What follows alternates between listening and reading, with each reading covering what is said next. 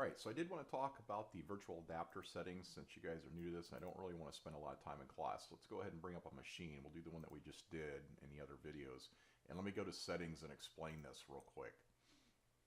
Alright, so you're going to drop down here to network.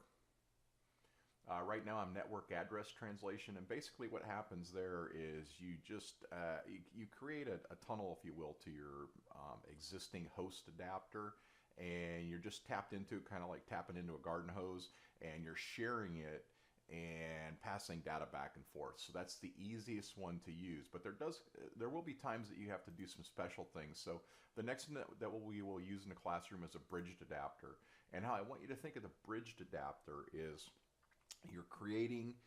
you're still using the host NIC card, that's obvious, but you actually create your own instance of a network interface card that's special for the Virtualbox and that it solely uses. So it's all done in the software, it's all done in the background, it's seamless to you, you don't need to worry too much about it.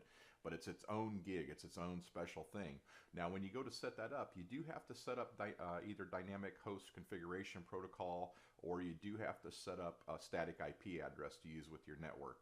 Most of you're fine just setting up DHCP, Dynamic Host Configuration Protocol. It's going to do everything for you. That's probably the easiest. We'll go over these very basically in class, probably 2 weeks from now, so that you can have a little bit of experience at doing it. So that's the bridged adapter.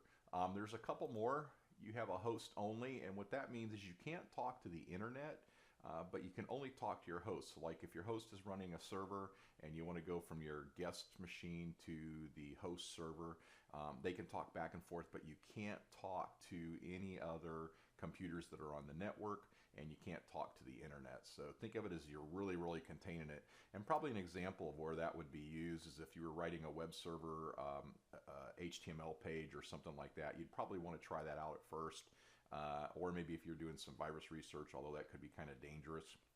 So, there's very specific instances that you'll do that. And then the last one is it allows you to create a network between two machines that contain it inside that network between those two machines.